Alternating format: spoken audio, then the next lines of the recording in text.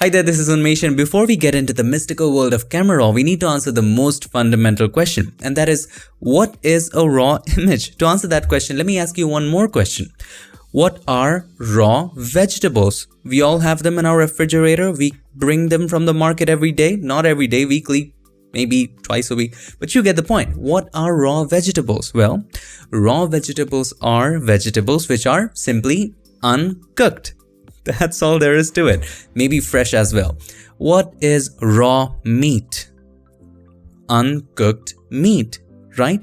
Similarly, in the world of photography, raw image is simply unprocessed and unedited image as captured by the sensor of your camera. It preserves all the details, all the dynamic range data, everything that you need as the sensor captures it. Do you now understand why we should capture images in RAW format? No? Let me give you an example. So here we are in our Finder and I have two images. Same images, one is in RAW format and the other one is in JPEG. So first of all, let's drag in the JPEG into Photoshop. Now when we open a JPEG image in Photoshop, it does not automatically open in Camera Raw. I'm gonna tell you how to do that if you want it, but you can always apply Camera Raw as a filter. Now there's no reason to be unfamiliar with Camera Raw because we already discussed it in a previous lesson in a little bit, not too much about it, just a little bit we discussed. Okay. So in this case, first of all, we will make a copy by pressing Ctrl or Command J because we always want to have a backup. And you can name this Edit in Camera Raw, just for organization purposes.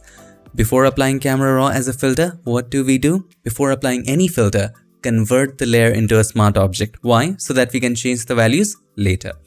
With that layer selected, let's go to Filter, Convert for Smart Filters and hit OK. This way, this layer is now a smart object. Have a look at this logo right there. It tells us that it is a smart object.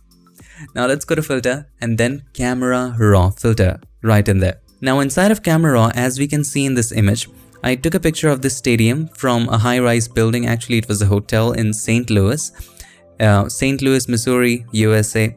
And as you can see, there are so much highlights and it's kind of overexposed here in the stadium, but outside it's kind of fine. We want more brightness in the shadows. All right. So all you got to do is to open up the basic tab right in there and just decrease the highlights. Have a look. We are recovering the highlights, but it's not very good. It's kind of dull. We can also recover the shadows. So we can increase the shadows.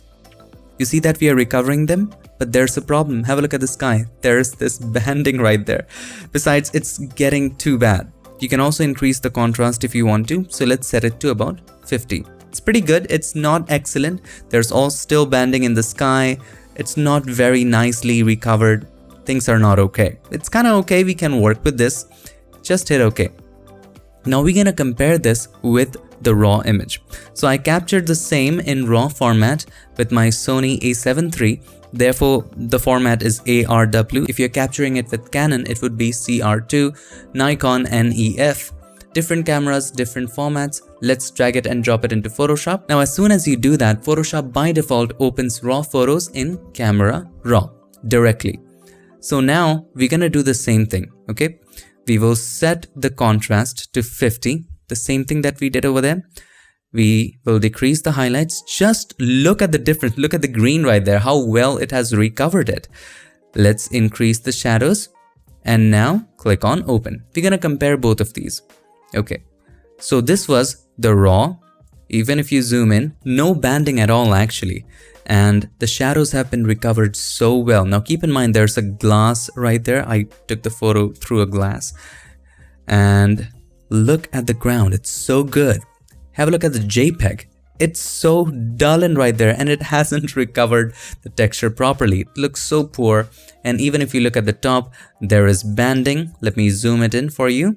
Have a look, there's banding, the shadow is not recovered nicely. If you compare it with this one, just look at the clarity and the dynamic range and the way we have recovered everything. It is just brilliant and it's nothing as compared to the JPEG. And this will be more evident with more extreme images. Let's say you took a photo of a bride and there's not much details in her dress, white dress. So you can decrease the highlights and get the details back, while in JPEG you cannot. Maybe you overexposed a sky. In most cases you can get it back if you just decrease the exposure or the highlights with the raw photo. With the JPEG, in most cases you cannot. So that was the difference between RAW and JPEG. The basic difference: JPEG is baked in, it's cooked. We understood the example of cooked and uncooked, right? So you have to decide, my friend, what kind of vegetable would you like to cook? Cooked vegetable, which is cooked already, would you like to recook it?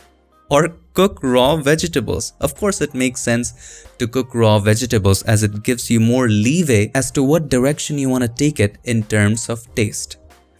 Similarly, in images, when you're working with raw photos, it gives you more control because you have more data to play with. It gives you more leeway into whatever direction you want to take with the image. Let's start with learning about opening images in Camera Raw. So by default, what happens is, whenever you're dealing with a raw image, so I have this raw image, even if we just simply drag it and drop it into Photoshop, it will automatically open that up in Camera Raw because it is a raw image by default. However, let's hit cancel. If we open a JPEG image, it will just simply open it up in Photoshop. So this is JPEG. See, it will simply open it up in Photoshop Workspace. Nothing in between, directly into Workspace. If you also want for the JPEG to open up in Camera Raw first, you can make that change. All you have to do is to go to Photoshop and then Preferences. If you're using Windows, it would be under Edit and then Preferences. Inside of Preferences, let's go to File Handling. Now again, let's go to Camera Raw Preferences inside of File Compatibility. And again, let's go to File Handling. In the first drop down, we can choose Automatically Open All Supported JPEGs and HEICs. And you can also turn it on for TIFF formats as well, but I'm gonna leave it at JPEGs only. Just hit OK for now. Hit OK again. And now, next time when you open a JPEG file, let's go to our Finder. And when we just drag it and drop it in, it will open that up in Camera Raw even when it is a JPEG. So if that is something that you're looking for, you can do it. By default, it doesn't do it because JPEG does not already have the raw information. So it doesn't make sense. You can always apply the Camera Raw filter in Photoshop as a filter, by the way. Let's cancel it for now. One of the great properties of raw image is that you can change white balance in post. If you are capturing in raw format with your camera, there is no difference in choosing the perfect white balance in camera or choosing the perfect white balance in post in Lightroom or Adobe Camera Raw. It is something that you can totally change in post and it retains the white balance information. So let us open a raw photo, and I think I took it in Orlando. Clearwater Beach, probably, maybe Tampa or Orlando, I'm not sure. Correct me. Okay, so let's go up and you would notice that there is a temperature information already set in there. If we choose white balance as shot, it will show us the information that we had set in camera as white balance while we were taking this picture. We can totally change it with very minimal loss or no loss in details. It's amazing, isn't it? So let's hit cancel for now. Let me show you the contrast with JPEG. When you go ahead and choose a JPEG file like this one, and it will open up in Camera Raw because we have set it that way, if we scroll up, you would notice that temperature and tint has been set to 0 and the center value is 0. There is no temperature value, there is no tint value. And what does that tell us? That this is already cooked, my friend. If we take it to the right, we are just frying it again.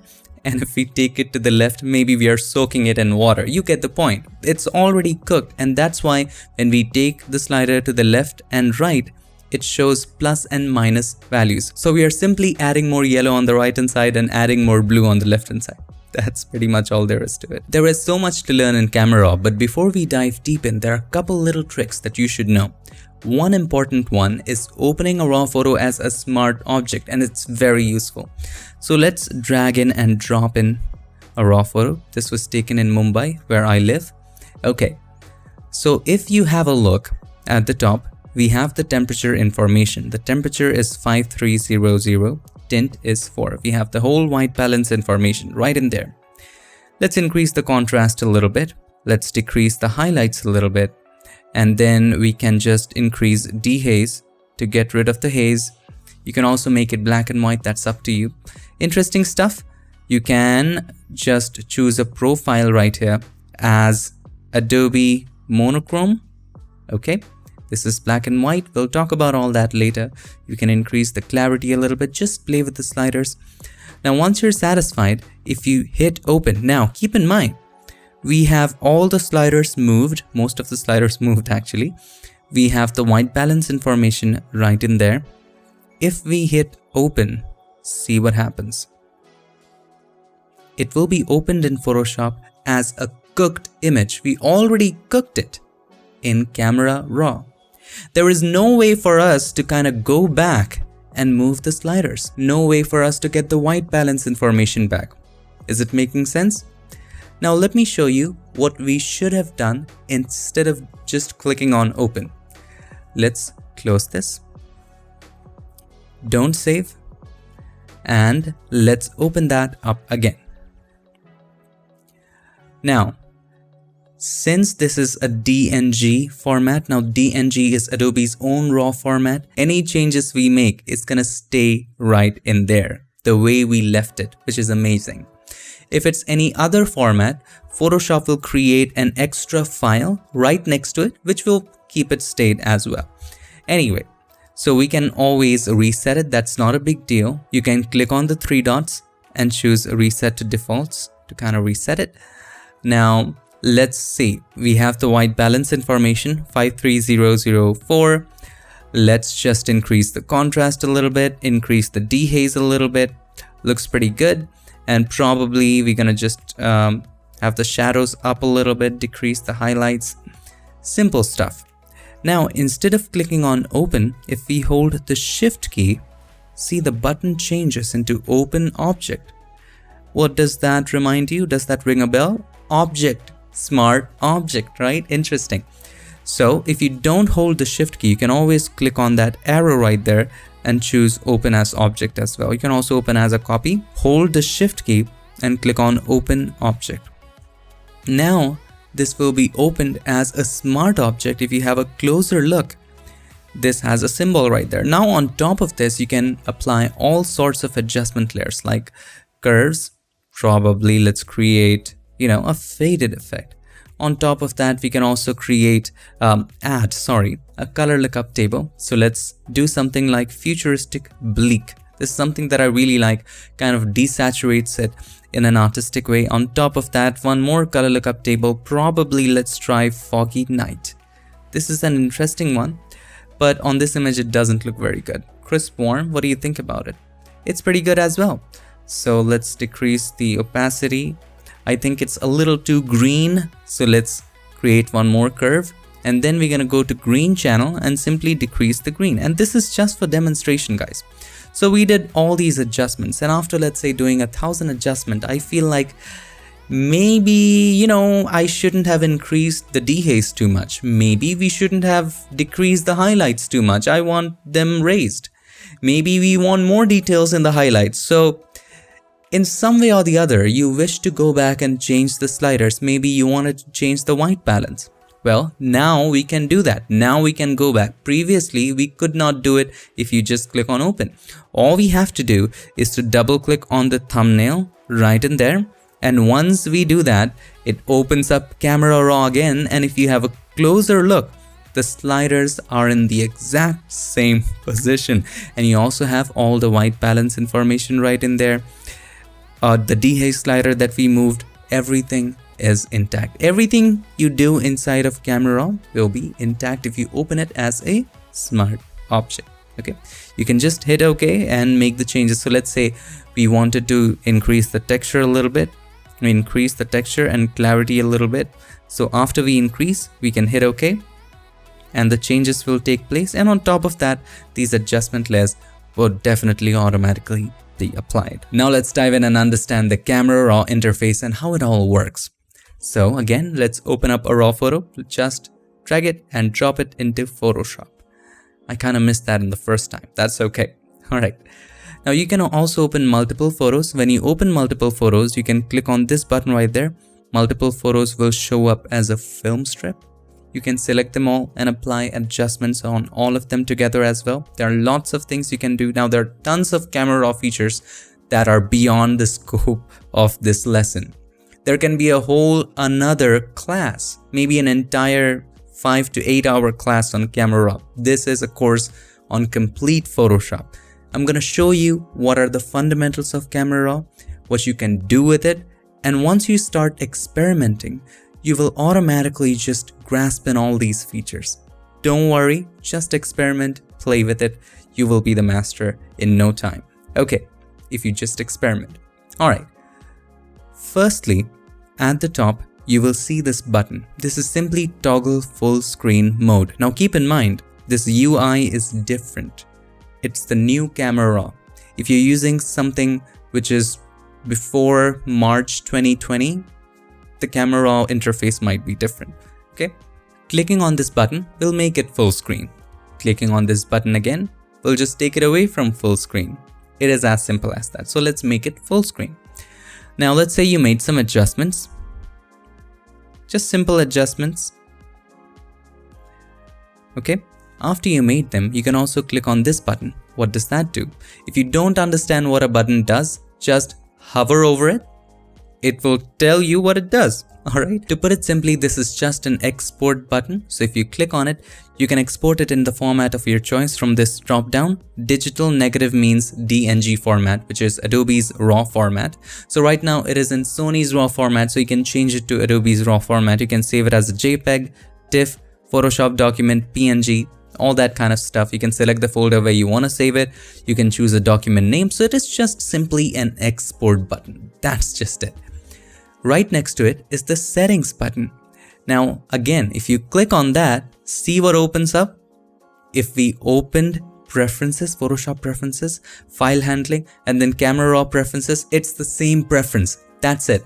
Remember, we just changed it to automatically open all supported JPEGs and HEICS. HEICS, there's a lot of debates in how you pronounce it, but I have read somewhere that it's pronounced as HEICS. Anyway, just hit OK. Let me reset the image for you. All right. The first section here is the edit section. It edits the image as a whole, right? Not parts of it, not areas of it, as a whole. You can change its color, tone, and a lot of other properties. Now inside the edit section, you have different tabs. You have the basic tab, curve, detail, and a lot of others. But before we get into the tabs, we have to choose a profile. Profile is simply a math on how the image is analyzed. There are different algorithms. If you just click on it, there's Adobe Color, there's Adobe Landscape, Adobe Portrait. You can just choose whatever you like. So in this case, if I choose Adobe Landscape, it will be a little more colorful, have a little more boost. Adobe Color is the standard profile, which can go with everything. Then you have Adobe Portrait, then you have Adobe Vivid, a lot of them.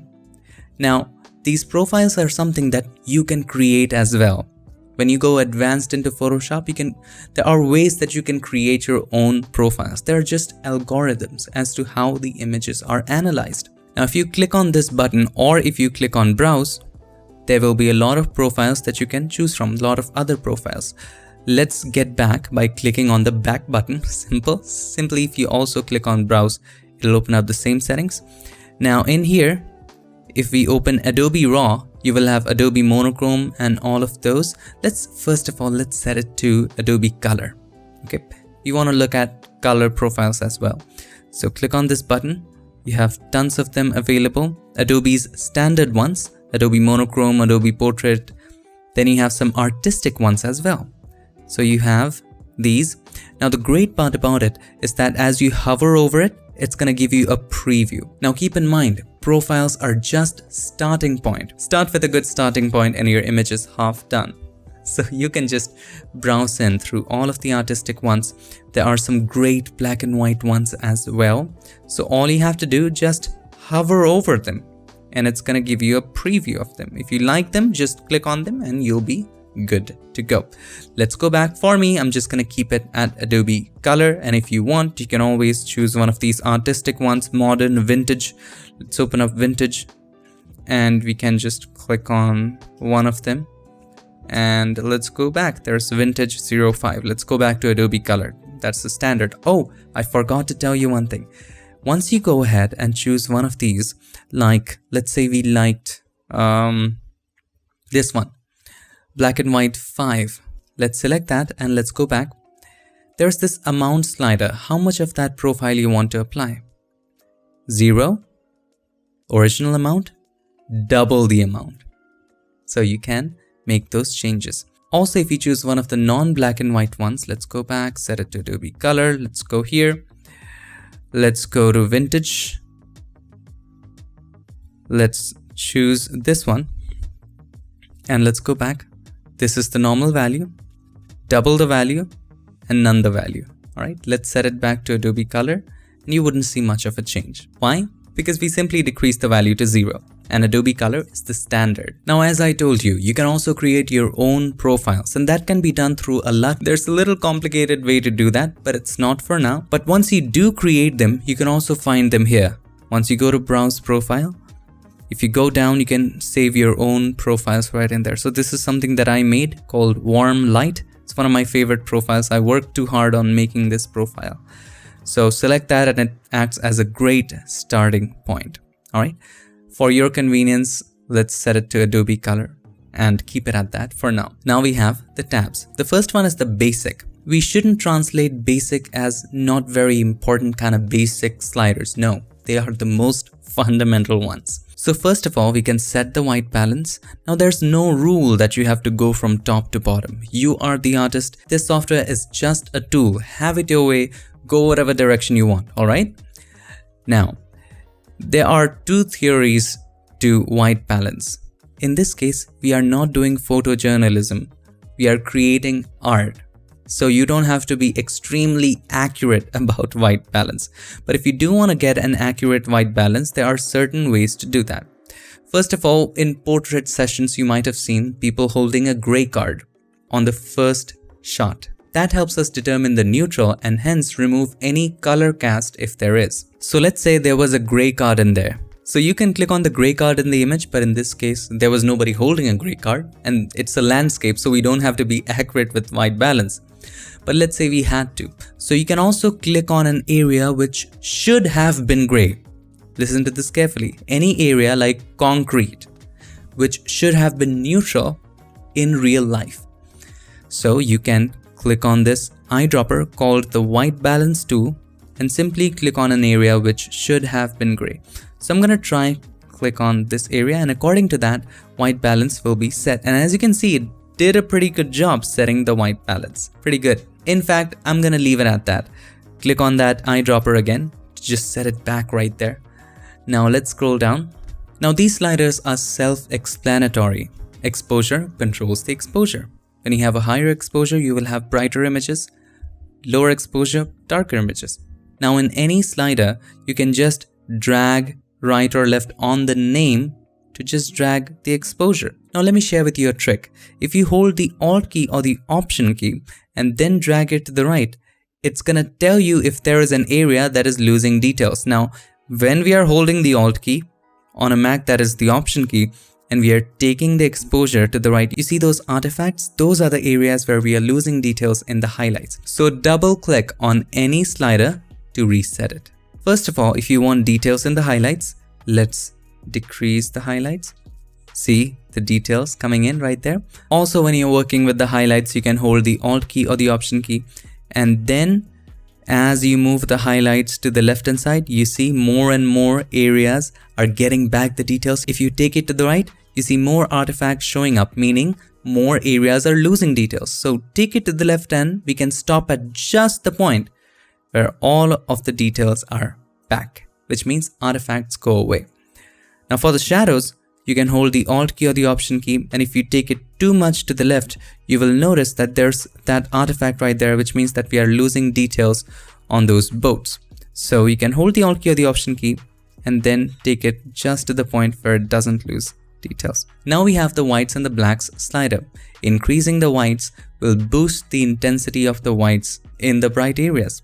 Increasing the black will decrease the intensity of blacks and will make it brighter. If you take it to the left, it'll make the blacks blacker. Alright, if you take white to the right, it'll make the whites whiter. Alright, now we have to find a limit for it. Again, highlights and shadows use algorithms to target an area. Whites just target the bright areas. Okay, so all you have to do again is holding the Alt key or the Option key. If you take the whites to the right, you will see that we are losing details. So stop at just the point where we don't. Similarly with the blacks, we will take it to the left. A little bit of loss in details is fine.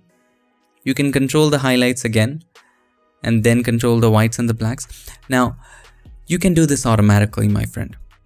You don't have to hold the Option key or the Alt key and then take it to the right and figure out where we are losing details, where we aren't. All we have to do is to hold the Shift key, and if we double click on the slider, it will automatically set the white to the point just where we begin to lose details. Similarly with the blacks, if you hold the Shift key and double click on that slider, it will set those automatically. But here's the problem with automatic. It may give you precise results, but it is not artistic. So what, we lose details in the highlights? Now, this might be a very controversial statement, but let me clear it for you. What if you lose details in the highlights and the shadows? There are lots of effects which do that. It's okay to do it. As long as you can express yourself artistically, it's fine. It's all right. You can go to any photography museum and look at photographs which are 100 years old, or maybe photographs which have won international competition. You will always find photographs with maybe a completely clipped sky, no details in the sky, and maybe the shadows are too dark. It expresses a mood. It still is a winner. It is just about your artistic creativity. That's it. Don't worry about having all the details in the highlights, having all the details in the shadows. You are not making a scientific image. This is art, my friend. So I'm gonna increase the white anyway, just a little bit. Okay. Now there's texture. As the name suggests, if you increase it, it's just gonna enhance the texture. Look at the clouds. Look at what it does. Let's zoom in a bit. All right. If we increase it, it will just enhance the texture of the clouds. Then there is clarity. Now, when I was new to Camera Raw, clarity was a slider which I used to just overdo it. Don't overdo the clarity. It just increases the contrast in the midtones, okay? If you overdo it, it might look amazing, but it can lead to some halos and unwanted bleed that you do not need, okay? So don't overdo it. Now, dehaze is a slider that we just used in the image from Mumbai just a couple minutes ago. If you have haze in your photo, it is very useful to remove haze using the dehaze slider, and that's why it's named dehaze. Now, do keep in mind that you don't have to have haze to use dehaze. It can also be used artistically. So if you just increase dehaze, it just makes the image look a little more dramatic. Okay. Now in this case, I choose to make it a little more warmer. We don't have to make it accurate. A little more warmer. That looks nice. Maybe a little more magenta too. So that's what temperature and tint actually is. To explain it to you simply, if you increase the temperature, if you take it to the right hand side, it'll be more yellow. If you take it to the left hand side, it'll be more blue. Tint, right hand side, it'll make it more magenta-ish. Left hand side, make it more greenish or green. Now, curves. It's the same curves as in Photoshop, but it's a little more easy to use. If you want less of highlights, you can just create a point right there and drag it down. It is more, smooth. If you want more in shadows, you can just create a point and take it up. It affects the entire image. Now, as you move them graphically, these sliders are moving. See that? As you move these sliders, the graphs are moving there as well. Now you can also change the position. Let's reset these sliders. Double click on them. Now you can control the darks and the shadows separately right in here. Now, let me show you one more thing. If you want the manual curves that we use in Photoshop, you can get that here as well. Just click on this button. this is the RGB channel. Remember, while adding curves in Photoshop, we have RGB channel, red channel, green channel, blue channel. RGB is the combination of all of them. Now this is absolutely manual, just like that in Photoshop. Now you can use that to create a very nice faded effect. If you're into that, you get the point. Something like this. Okay, this is absolutely custom. Now there are some presets here as well, linear, medium contrast. So this is actually a preset. Okay, so we can always go back by pressing Ctrl or Command Z. Now there's red channel, green channel, blue channel. Now as we learned, RGB is the opposite of CMY. Red is the opposite of cyan, green is the opposite of magenta, and blue is the opposite of yellow. So therefore, when you increase it, you get blue. When you decrease it, you get yellow. We don't want to touch it so much. Now there's this excellent button called the targeted adjustment, and it's the same as the hand inside the curves in Photoshop.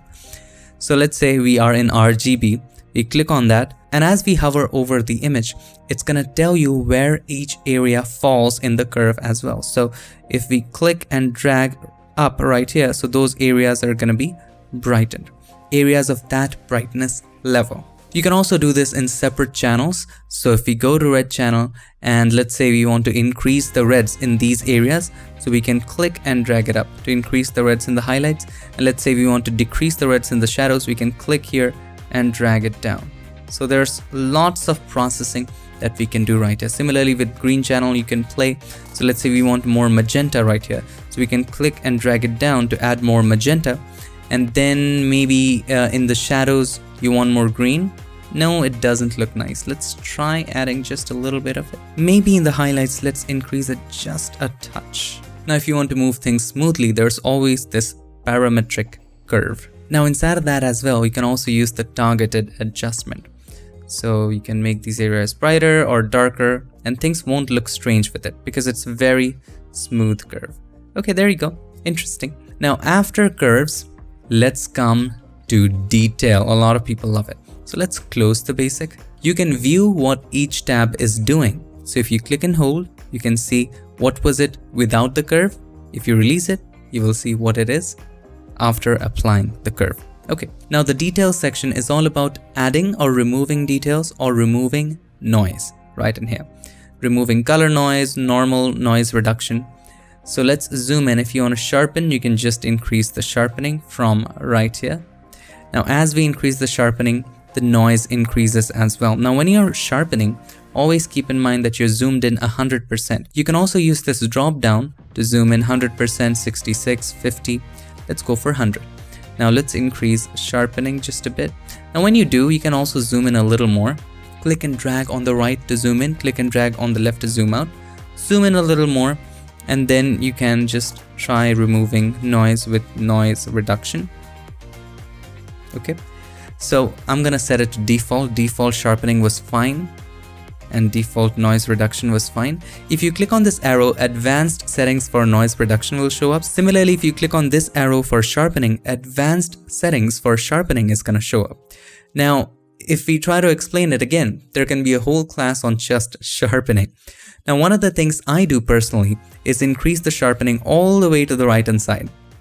Then play with the radius. If you hold the Alt key or the Option key, then take the radius all the way to the left. Slowly and gradually increase it. Just when you begin to see the halos, look at the halos around the edge. Just when you begin to see the halos, stop. Unbearable halos. So right in here, probably 0.8 or probably 1 or something like that, where it's unbearable to you. Now keep in mind, zoom out at 100%. Okay. Now, let's play with the radius. Just where you begin to see the halos, stop. So I would stop at probably 1.2. Similarly with the detail, hold the Alt key or the Option key, click and drag it to the left, slowly and gradually increase it. Once we begin to see too much noise and too many artifacts, we can stop. Okay. Now there's this great slider called masking, because sharpening the water looks okay. Now, of course, sharpening is right now too much, but sharpening the water looks kind of okay. Sharpening the boat is fine, but we don't want to sharpen the areas which are, let's say, very flat, or areas which are blurred out, like the plain sky, because sharpening those areas will simply add noise. So you can hold the Alt key or the Option key, increase the masking. See, some of the areas are getting black. It simply means that those areas are not being sharpened. So if we zoom out, you'll be able to see it more clearly. You hold the Alt key or the Option key and increase the masking. Only the areas which have the details are white and the areas which do not have the details are black. Black are the areas where sharpening is not being applied. White are the areas where sharpening is being applied. So you can control it accordingly. So we can keep it at that. Now when we zoom in, you will notice that sharpening is only applied in necessary areas. So if we increase the masking, see these guys, there's no sharpening there, but there's sharpening in the clouds and the detailed areas. There's sharpening in these. But again, if you ask me honestly, I don't like masking at all because it kind of creates this unnatural artifacts. Look, there's sharpening and suddenly it went away. It just looks crazy to me. So I don't really apply sharpening. A little noise is okay. I don't hate noise. Noise can be artistic. I don't know why a lot of people just hate noise like crazy. All right. Anyway, we're not going to be applying so much sharpening. Definitely just a little bit of it. Probably 56 is okay. It looks wonderful. Once you print it, you will be able to see the sharpening. Okay. The next one is color mixer. And using this, you can change the hue, saturation, and luminance of all the colors. So let us say that you want to change the hue of the oranges. Now you're just changing the hue. You're not changing saturation. Saturation is the amount of color, the intensity of color. Hue is what color. Again, hue is what color. Is it red? Is it green? Is it magenta? Is it blue? What color is it? That is hue. Saturation it, how much of it? And you can clearly see, look, on the left hand side there is gray, and as we go to the right, the intensity of the color increases. Luminance is how bright is it? If you take it to the left, it gets darker. If you take it to the right, it gets brighter. And if you set it to all of them will be just in one row. That is not a very complicated thing. It's just, anyway, so let's go to hue. And let's say we want to make the oranges a little more reddish. So we can take it to the left to make it a little more reddish. If we take it to the right, it gets a little greenish. Similarly, you can play with yellows and greens and aquas if they are in the image. If there were green in the image, we could make it more yellow, or we could make it a little more bluish. You get the point. Now there's saturation. If you want to make the oranges more saturated or yellows more saturated, you would take it to the right. If you want to make them less saturated, we would take it to the left. Now this is only gonna target the orange or the yellow or whatever color that you're working with. Okay. So I'm gonna leave it at that. You can also play with the luminance of all of them. Okay. Then there is split toning. Now using this, you can apply a general color over the highlights and the shadows. You can also decide how much of it to apply. So let's say for the highlights, we want an orangish color, but right now none of that shows up. Why? Because the saturation is 0. You can increase it. Now all of the highlights is oranges. By the way, wow, I love this. Now let's say you want the shadows to be blue. So set this to blue. This is hue. Hue is what color? Saturation is how much of it. So when we increase the saturation, the shadows get blue. Now you can control the balance. The balance is how much of the image is shadow and how much of it is highlight. So if you take the balance to the right, more will become yellow and less will become blue. If you take it to the left, more will become blue and less will become yellow, which is the highlight. So it is just simply the balance between highlights and shadows.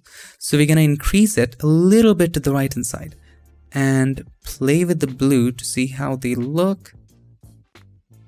Perfect. Maybe what if we make it purple? Purple is nice too. Something in between looks good. Now let's take a look. Here's the before, here's the after. Split toning really changed the game. So there you go. You can set it to this value and looks pretty darn good. Now I know I'm over processing it a little bit just for you to look at the difference between before and after. Now, which brings us to our next feature. How do you look at the before and after?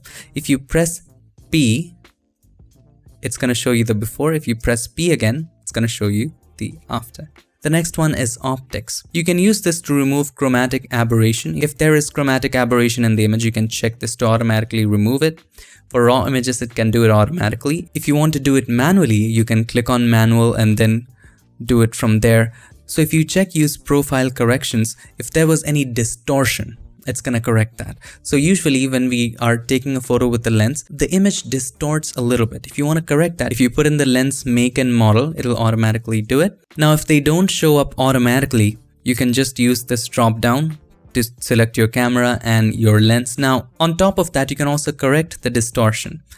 So we can increase it or decrease it. The middle one is fine. Also, when we are taking a photo with the lens, it creates a little vignetting around the edge. So do you want to correct that? So it's already corrected when it's in the middle. If you take it to the left, it's the original one. If you take it to the right, it's going to correct the vignetting. But to me, I don't want to correct it so much. So we're going to keep it a little bit to the left. Okay. So that was just the optics of the lens. So any problems created by the optics of the lens, you can solve it right here. So what are the problems that can be created? Chromatic aberration. What is chromatic aberration? Around the edge or in the highlight areas, you might see some purple or green fringes. Those are chromatic aberration. In this image, there are none. Then there is lens distortion and vignetting that happens. Vignetting is simply the edges get a little dark, and distortion is simply the image distorting. In other words, we can say that it gets a little spherical, if that makes sense. So if distortion is not corrected, it'll be a little more spherical on one side. Okay, let's set it to how it was. If you want a straight line, you need to correct distortion. Speaking of straight line, this horizon line might not be straight, and we can correct that in the next section. Let's collapse the optics and split toning. You have geometry. So let's say you had buildings and you have taken the shots in such an angle that the angles are a little crooked. That can be fixed with geometry. It doesn't apply to this image. I can quickly show it to you. So for now, let's click on done so that these settings kind of stay. And let me open an image with buildings. So this Mumbai one was with buildings. So let's say you want it absolutely straight, all of these lines. So you could do it with geometry. So with geometry open, there is an automatic way. So if you click on automatic, it does a pretty good job. Look at these lines. They're straight now. Okay. You can do it manually as well. If you click on this line, now you can draw the guides. So let's say we want this line to be straight. So this is our first. We have to draw 4. 4 is very ideal. So again, which other line you want to be straight? So this one. Okay. Now have a look. Both of them are now parallel. Again, what line should have been horizontal? So we know that this line should have been straight from there. So it gets straight. So you're getting where we are going with this. Everything is now straight. At the top, we need to find a line, probably this line. Okay. Now everything is really very straight. Might not be artistically appealing, but look, everything is straight and nice and nothing is bent in, and you can just simply apply it or crop in the extras. When you just adjust accordingly, of course, the side areas will get lost. So you can choose constant crop to kind of crop those areas. Now you have everything straight. So, but I didn't want to crop it. Now everything is straight. We didn't want to apply it so much. So let's go back. Just 2 were fine. So 2 is fine. We didn't want to straighten everything. So this is okay. So we can stop right here and move on to the next one. The next one is effects. Now increasing the grain simply adds noise to it. Exciting noise. Let's zoom in. And if you increase the grain, see that? Now if you click on this arrow, there are some advanced options. Size of the grain, and there's roughness of the same. It rhymed. Let's zoom out. Now then there is vignetting. Vignetting is simply making the edge areas darker or brighter. If you take it to the left, it's going to make it darker. If you take it to the right, it's going to make it white. I don't know who makes it white. I never do. In my probably 10 years, 13 years of editing, I've never made it brighter. Darker is something that looks great. By the way, if you want additional options, you can always click on this arrow. And vignetting, we can take it to the left a little bit. Now, there are some great options that you can apply. Midpoint controls the midpoint. Feather controls how soft the transition is. So if you take it all the way to the left, the transition goes very hard. But now you can understand what other sliders do. Midpoint just goes a little inside. If you take it to the right, goes a little outside. So we want to keep everything in the frame. This is fine. Roundness is simply the roundness, how you want the shape to be. Feather is simply softness. I usually keep it really, really high. And highlights is one of the most important sliders. So let's say we are adding a vignette. We are making the areas on the edge darker to draw the attention towards the center. But we cannot just darken an area where a lot of light is falling. We cannot just darken a highlight area. We cannot just darken a light source. In this case, it looks unnatural to darken the sky.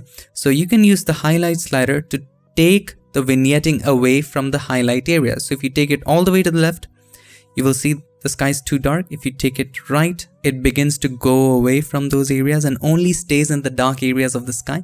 So that is something you can do and control the vignetting from there. Maybe just a little bit of it is something I would apply.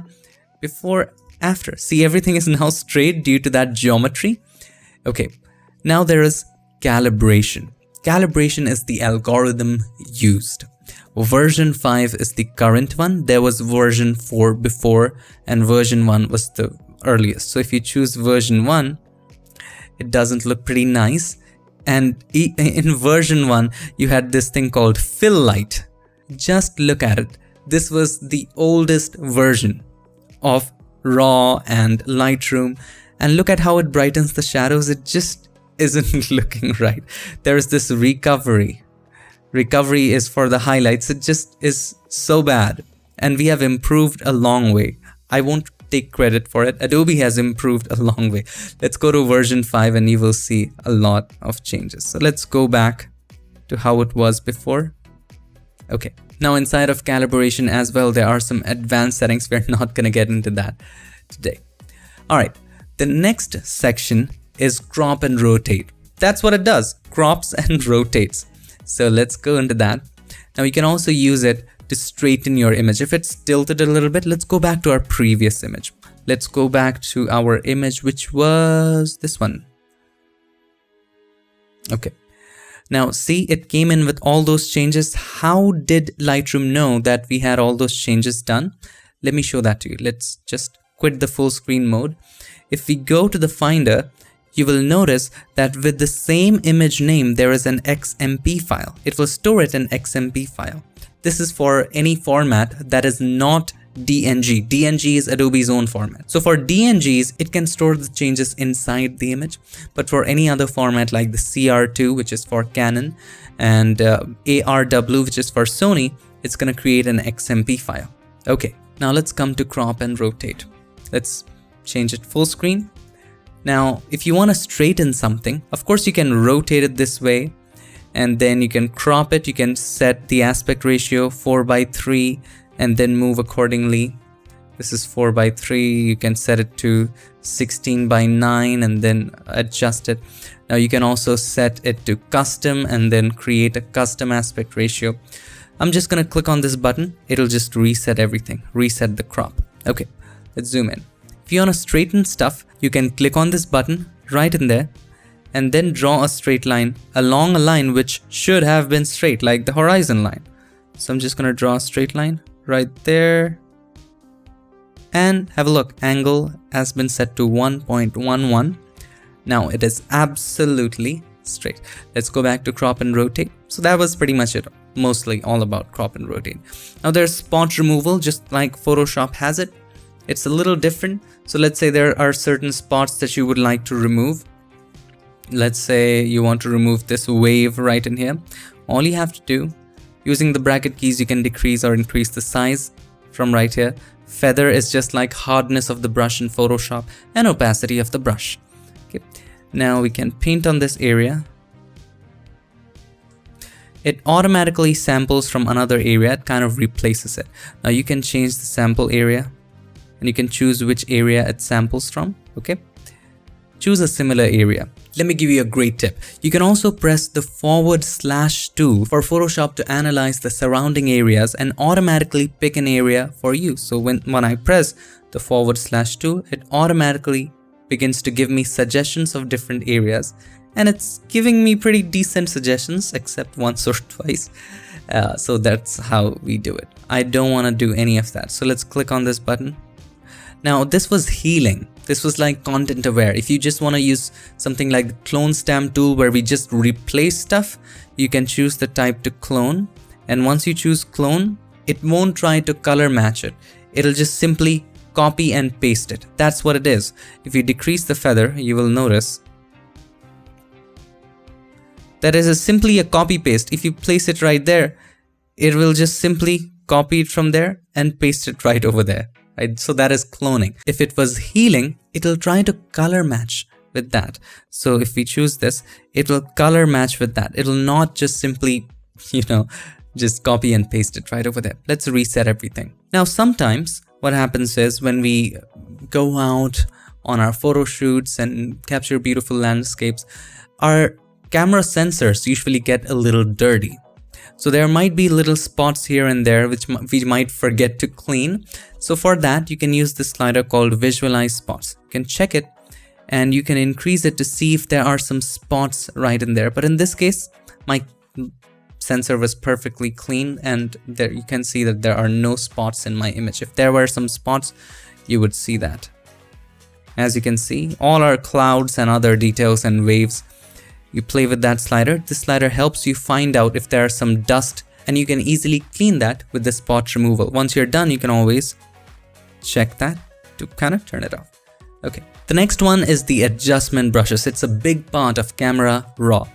So what it does is that using the adjustment brushes, you can use the same sliders that we had before: exposure, contrast, highlights, and shadows for specific areas. Isn't that pretty cool? So let's say we want to paint this area in. Okay. Right now you cannot see which area we painted. If you want to see, you can click on this button, check this button to see which areas we painted in red or whatever color you choose right here. You can this is just for indication purposes. Okay, you can turn it off. Now, just for that area, you can decrease the exposure. Just for that area, you can just decrease the highlights even more. See that? Now we have more drama in there. Just for that areas, you can have more whites. Just for that area, you can have more clarity. Then dehaze and all that fun stuff. Let's reset everything. If you want to create a new area, we have to click on the plus right there. This is for a new area. That was the old area. If you click on that, you can change the settings for it. But new area, click on the plus, and this area I paint. And in this area, let's say we want a little more clarity or a little less clarity. That's up to you. And then we can change the hue as well, the saturation as well. So that is the entire concept of adjustment brush. It allows you to make adjustments locally, not globally. The edit section was for the entire image as a whole, and that's what we learned. It edits the entire image, the image in its whole entirety. But the adjustment brush, you can just target different areas. So let's say we want to add one more new brush, and we just want to paint right over here, probably add more highlights. If you want to see which area we painted, you can just click on that. Add more highlights just to that area to add that sun, probably increase the temperature just a touch, maybe increase the contrast a bit, increase the clarity. See that shine that we are kind of trying to create right over there. A little bit, not that much. Now, if we go deeper, we can spend hours and hours into this. There's tons of feature right here. Color, range mask, lots of fine stuff. Now let's go to graduated filter. It is the same as adjustment brush, same features. It's just that just instead of brush, you have a gradient. So let's say we want the water to have a little more clarity or with a lesser exposure. So you can drag in a gradient. And by the way, if you hold the shift key, it'll just maintain angles in 15-degree intervals. So it's pretty good. Now, if we decrease the opacity, you will see that that area is being affected. So if we take the exposure all the way to the left, this is where the effect begins to end, the green border, and the red border is where the effect completely ends slowly and gradually. So you can make it softer. Whoops, sorry about that. You can make it softer just like this. Now double click in here. You can just decrease the highlights of the entire area, or probably you can just increase the texture of that area or the clarity of that area just a bit, and maybe make it a little more magenta. See where we are going with this? So that was gradient. You get the exact same settings as the brush. It's just that it's a gradient. Now there's the radial filter. Again, it's the exact same settings. It's just that it's a radial. So you can create a radial mask right there. If we decrease the opacity, you will see that everything except that area is being affected. It's exactly the opposite, because invert is checked. If you uncheck invert, only that area will be affected. This is useful in drawing attention to certain objects. So let's say you want to draw attention of the viewer to this. This is like a vignetting effect, but you can choose where to add it. So you can also increase the feather and then control the exposure, make everything else darker. Or you can also do something like this. You can click on invert, only that area gets affected, and you can just increase the exposure of that area or increase the shadows of that area to add that glare kind of stuff, or maybe a little bit of exposure. It creates that dramatic effect, right? Let's just extend it. Maybe this area is losing a lot of detail, so we can create a new one as well. With the brush, we can just paint this area precisely. Okay. If you want to see the mask, you can just click on it to see that area, and then we can just decrease the highlights, probably the exposure a touch, just a touch. Now the next section right here is simply the red eye removal. We don't really use it these days because we don't have much red eye problems. If there were red eye, all you had to do just click on that and it will totally remove it. The next one is snapshot. So you can have different versions of it. So in the snapshots, if you click on this, we have new version. So we can name this colorful warm. Okay. Now you can also go back to edit and create a black and white version of the same. So you can click on black and white, and we did some adjustments, some split toning. That's why you see all that. So you can just decrease the highlights a lot more, and then you can just go to split toning and just decrease the saturation of both areas. And this is kind of black and white, and maybe you made some changes to the exposure, maybe a little bit to the clarity, little changes here and there. And this is, let's say, it doesn't look good, but this is, let's say, your other version, some version that you would like to create. So you can go back to snapshots and click on this new, and you can name this black and white dramatic. Okay, this is the colorful warm. This is black and white dramatic. You can create different versions of your image. The next one is simply preset. You can also save this whole thing as a preset. So for that, you can click on this new button, and here you can check which settings you want to retain. So white balance, exposure, all of these settings I want to save it as a preset. All of these settings I want to keep them. Now keep in mind, it might be a little tricky with the adjustments, because for different images you might want to adjust different areas. So except that, everything else would be fine in this case. You can check local adjustments if you want, if you have very similar images of the same thing, nothing is moving, but I'm just going to keep it unchecked, and let's name this Unmesh 1 Unmesh warm and hit OK. Now this is a preset inside of user presets. I can choose that. There are lots of other presets as well for curves, black and whites, black and white landscape, and if you hover through them, you can just see how the effect looks. But I'm happy with my warmth. There you go. So that's basically all there is about Camera Raw. Now once you zoom in, you can always move through the image by holding the space bar and then just move, just like Photoshop. But again, you have this tool if you want to just click on that tool and move. Now there's a simple color sampler, so you can sample colors. It's gonna just record the color information. And there's this grid overlay. But anyway, let's turn them off. And there you have it. So that is, my friend, the basics of Camera Raw. I hope this video helped you, and I hope this video gave you some insights into Camera Raw. Now I do understand there's a lot of other things that you can learn right here. Editing the histograms. So let's say you want to just play with the shadows. So right here in the histogram, you can just take it down or take it up, and let's say we want to work the shadows right here from the histogram. There's a ton of things you can do. Let's say you want more details in the highlights, so you can click on it and drag it to the left hand side. It's automatically gonna take the whites to the left hand side.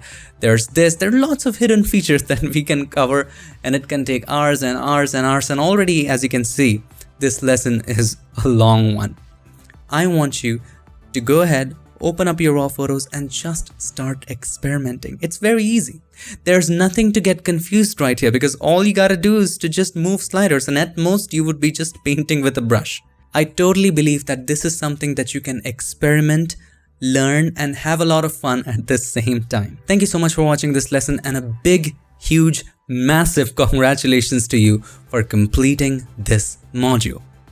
Now I'm absolutely sure if you have watched videos carefully and if you have just simply followed along, I can definitely say that now you know to find your way around Photoshop. Now you can just start experimenting, playing with your images and trying new things. And I hope you're beginning to do that.